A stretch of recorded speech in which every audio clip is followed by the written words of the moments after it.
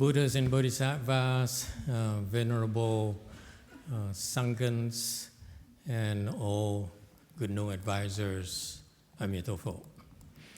Today we're here at the Bhikshuni Association's beautiful building, one of my favorite buildings, to conduct our Sunday Pure Land Assembly.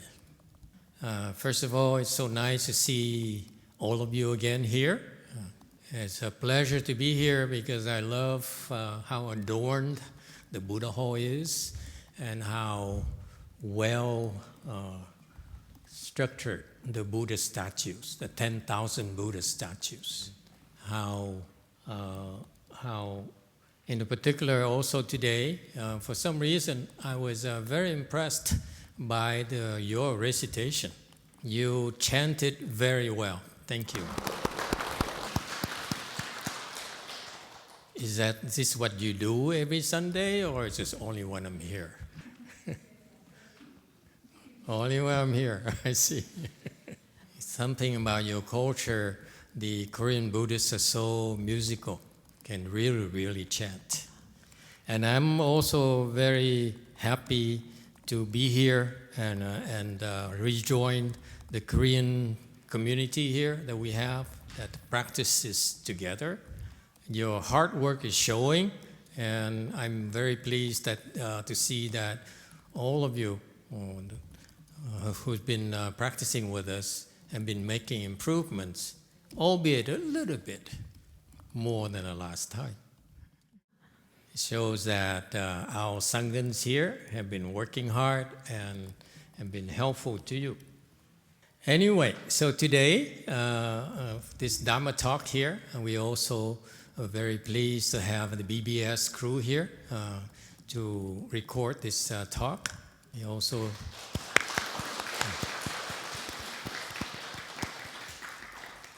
so since we started teaching Buddhism, American Buddhism 20 years ago, since day one, I've always intended to teach Chan and Pure Land in parallel, because I feel that's the most appropriate Dharma doors for our Dharma ending age.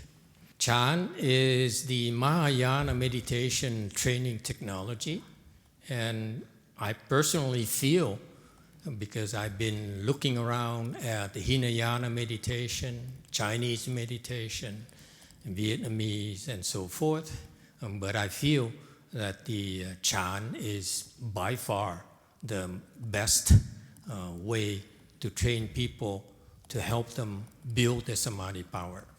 There's really no comparison. But also, furthermore, especially for the people who cannot cultivate like you, like your parents, like your friends and family, we also advocate practicing Pure Land as well. That's why we always maintain that we should be teaching Chan and Pure Land and practicing it in parallel. And part of our Dharma talks over the years, we decided that since I'm not a patriarch, since I have very little wisdom, it's best that I share with you the words of wisdom from our forebears, our ancestors. So that's why that's a topic we're using today, is the teaching from Great Master Yungming of the Sung Dynasty. Master Yungming, as most of you already know, is a transformation body of Amitabha Buddha.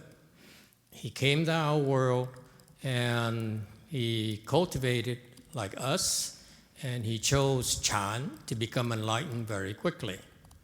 But he chose to specialize in teaching Pure Land to make his mark, to make his contribution to Chinese Buddhism.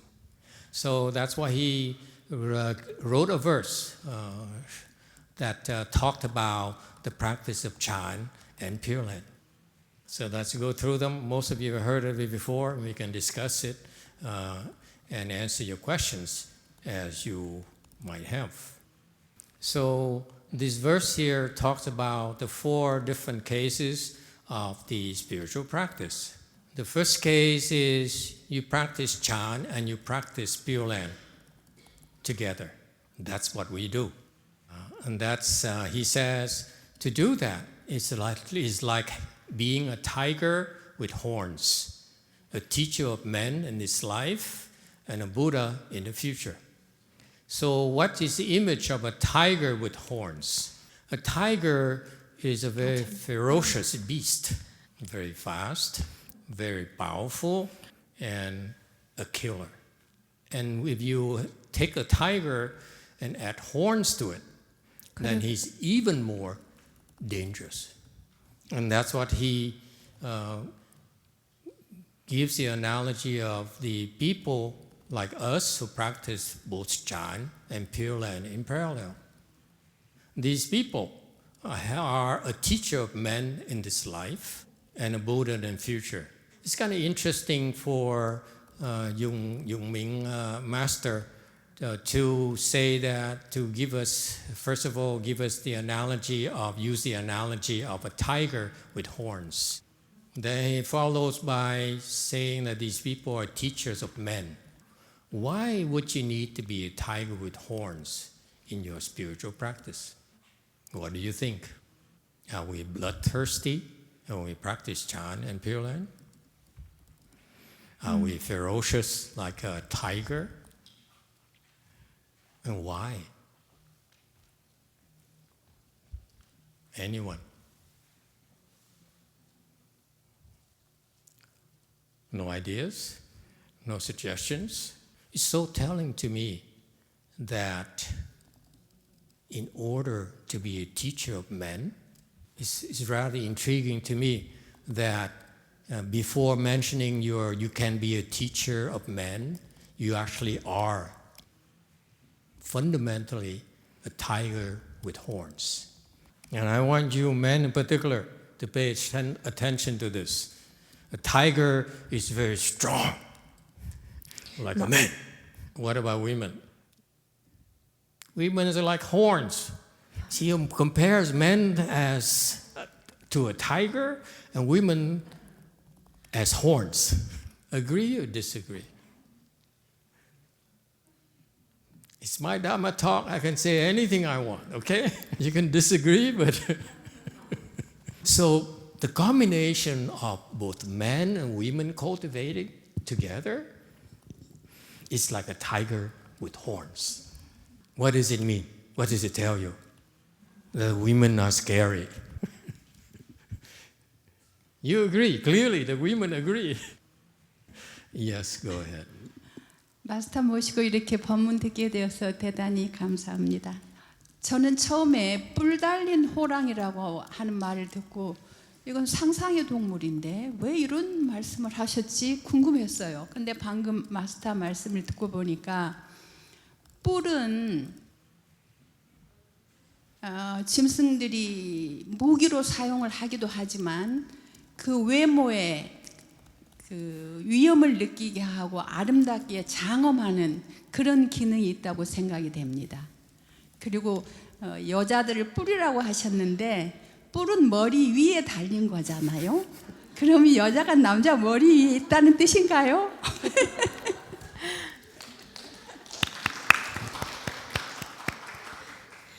It's a good interpretation. Since there are more women here, I agree. But the imagery is beautiful. Think about it. A tiger, when you see a tiger, we immediately become cautious, aren't we? And what if we see a tiger with horns on top of it? What do? We run, okay? And so the interesting thing here, the imagery here is very important. I hope that you come up with something, some sort of drawing about a tiger with horns instead of me as a potato head. I came here and I discovered there's so much resentment in my disciples. Well, they look at me as a potato. It is shocking. So can we come up with something more positive, like a tiger with horns?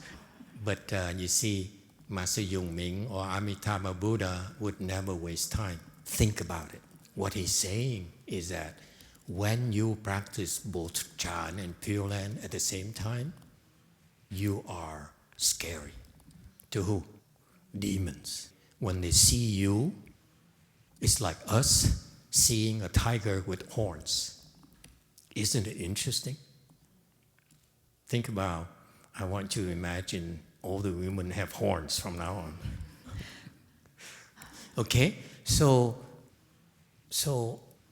the demons and the ghosts recognize you.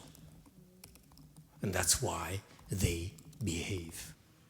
So without you having to do anything, they behave. Because they know that they can get hurt if you lose your temper. That you have the ability to hurt them. And because of that, you are a teacher of men. You can teach. So a teacher is a person who inspires fear from the demons and respect from other men. Please remember that you want to be a teacher, you must be strong enough. You must have the ability to punish and earn the respect of others. That goes for how you teach your children, the younger generations, your students, same principle. But I want you to think about this point. It's not spoken often enough. It's not explained to you that clearly. That is, in order for you to be a teacher of men, of Buddhism, you must have the ability and the strength to do that. Let me ask you this. If you only study sutras, how are you going to become stronger? If you thought about it, how are you going to grow horns? And this great patriarch here spells it out for us. It says, you got to be stronger and you got to develop horns in order to help others. It's not just talk.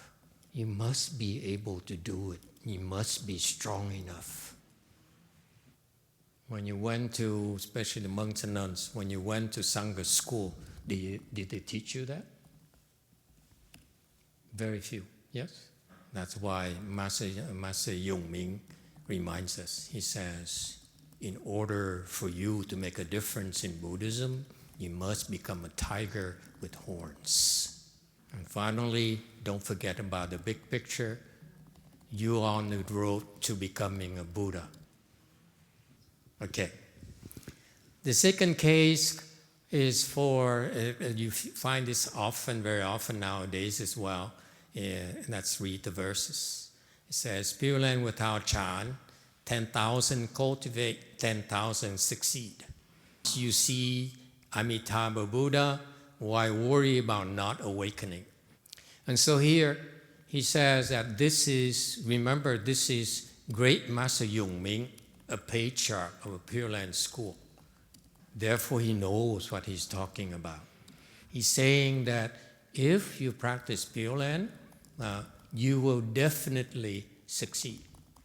10,000 represents a lot of people, a big number. So 10,000 people who practice Pure Land, 10,000 will make it. And once you get to see Amitabha Buddha, what does it mean? It means that what he's alluding to here is that when you are born in the Western Bliss Pure Land, you travel there via Korean Air, but special Korean Air branch, where they, instead of using airplanes, they use a lotus days. And then Amitabha Buddha himself will bring you from here to the Western Bliss Pure Land. Once you get there, guess what happens? If you go to Bodhi Light Nation, when the lotus flower opens, you know what's going to happen? There's a marching band play music to welcome you. And then you look and you see Amitabha Buddha.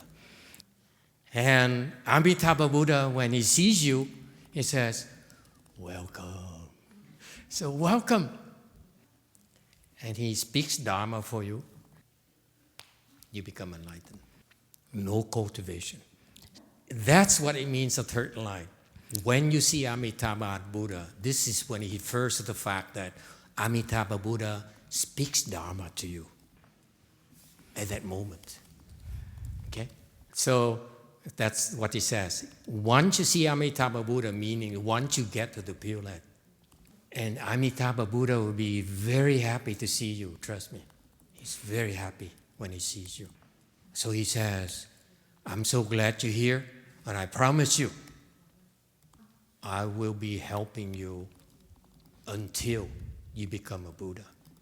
Have no more worries, and you'll never suffer again, I promise. That's what he says here.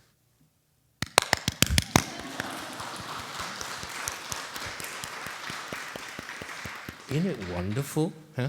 This is a Pure Land Dharma door for you. This is why we all need to recite Buddha's name. I'm serious. It's fantastic. I will take care of you forever. And this is not my imagination and my sales pitch. This is in the Pure Land scriptures. So the bottom line here in this case number 2 is that we should all practice Pure Land. Better yet, practice Pure Land, and if you can practice Chan, you can be a real asset this lifetime, based on the prior verse. Is that clear? Don't depend on a man. Depend on Amitabha Buddha.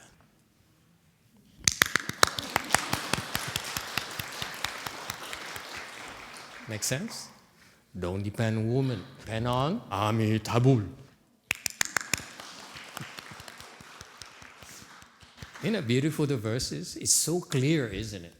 You need to learn how to teach Pure Land because it's that important. The third one is also very, very important. Like many of you here in Korea, you only practice Chan without Pure Land. Master Yung Ming says 9 out of 10 will get lost. If yin states manifest, you will follow them away in a flash. You know, this can only come from a master who is enlightened because he survived these yin states.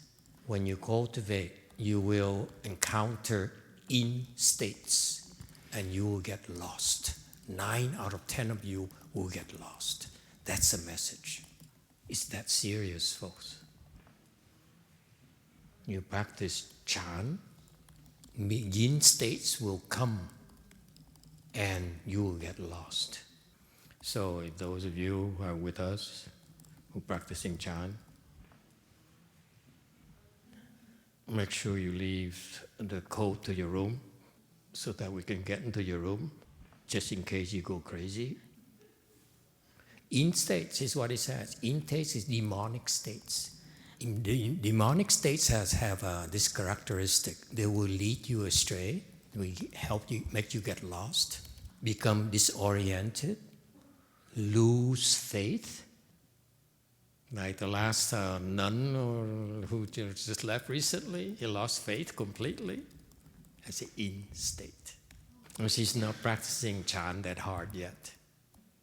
And they will come, manifest, and confuse you. In where I came from, my Chinese teacher, they cultivate very hard, and they encounter a lot more terrifying states. And I only heard this story secondhand. I wasn't there.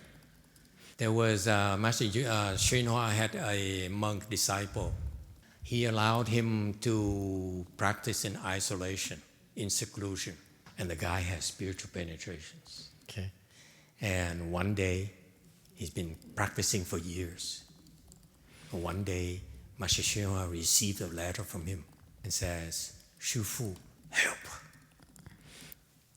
There are 4 demon kings who are attacking me day and night. You have 1. You're good enough, you will encounter 1. He encountered 4. I can't handle them. Please help. So Master Hsuan couldn't send him a letter reply. He called him and said, okay, this is what you do. So this verse here is not telling you the extreme cases where when you are good enough, they will come and stop you. Those of you who are curious, let me tell you my interpretation of what I heard. That monk there was 4th-stage arhat, and that's why he was allowed to practice in seclusion. And by the way, he's dead already, so it doesn't matter what I say about him. So he was allowed to practice in seclusion because he's a 4th-stage arhat. And when he was near 1G, first ground level, the demons came and stopped him. And he could not handle it. So Master Hsuan had to fight them for him. And that's what happens when you practice Chan. And I know that I believe that he was not enlightened yet when he was allowed to enter seclusion, because once you get to 1G, the demons will not come and attack you like that anymore. Maybe they come and attack the women, but men win nice. That's why we don't need horns. Got that? Case number 4, that you don't practice not Chan, not Pure Land either.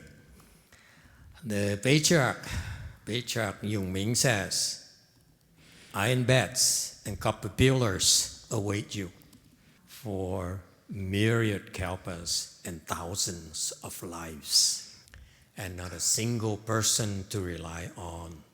Without Chan, without Pure Land, if you don't practice neither Chan nor Pure Land, and just keep it between ourselves, because some of you I know don't practice neither Chan or Pure Land, then the patriarch says, you can be assured that there are iron beds and copper pillars that are waiting for you. This is referring to hells. He says, you will go to the hells. I am not looking at anyone in particular of the women's side. Okay? Iron beds refers to the hells of iron beds. And copper pillars refers to the hells of copper pillars. So when you go to the hells, which you will, if you don't do Chan or Pure Land, you will. He says so. Okay? You go to the hells of iron beds because you're lazy. What about copper pillars? The people who have high sexual desires. And that's what happens. You eventually, when you go to the hells, you go to the hells of copper pillars, because what happens, you go to that hell, is that the person that you like to hug when you're alive, okay, these pillars, their image, they look just like that person. You come over and you hug, and you burn yourself to death. It's like barbecue. That's what it means. Second line means you will go to the hells where you suffer a lot. It's a lot of pain and suffering. You'll be tortured to death, and then something called clever wind blows, and you're revived, and you start over again for myriad kalpas, for a long, long time. One lifetime is myriad kalpas long, and many thousand lives, meaning after one life, you're reborn to the same hell, and you suffer the same thing again for lifetime number 2, up to thousands of lives who are say, I don't believe you, what the hell, there's no hell, there's no cause, no effect. They will be suffering a lot for myriads of kalpas and thousands of lives. A long, long time. You'll find out. I hope you won't, but if you find out. Finally, not a single person to rely on. Meaning what? You can't ask mommy for help. You're alone. Meaning that you yourself must undergo your own retributions for the karma you created. No one else can help you. But you know, most ordinary people don't take this seriously. One final word of advice to you, don't scare them. Don't say to the first person you meet out there, oh, you're going to go to the hells. You're going to suffer. And no one can help you. Just know it for yourself. Okay? See, this is a sad thing about we Buddhists see as people suffering because we see what's awaiting them, the hells. They're going to fall to the hells. They're going to suffer so much. But it's not much we can do. So now you know your priority must be to save yourself. And hopefully you cultivate, become a better person, then your daughters will look up to you and say, I want to be like you. And then you both will be happy. You can both go to the Pure Land or Jeju Island. Okay, that's all I have for you today. Any questions? That's it? Thank you so much for coming. 감사합니다.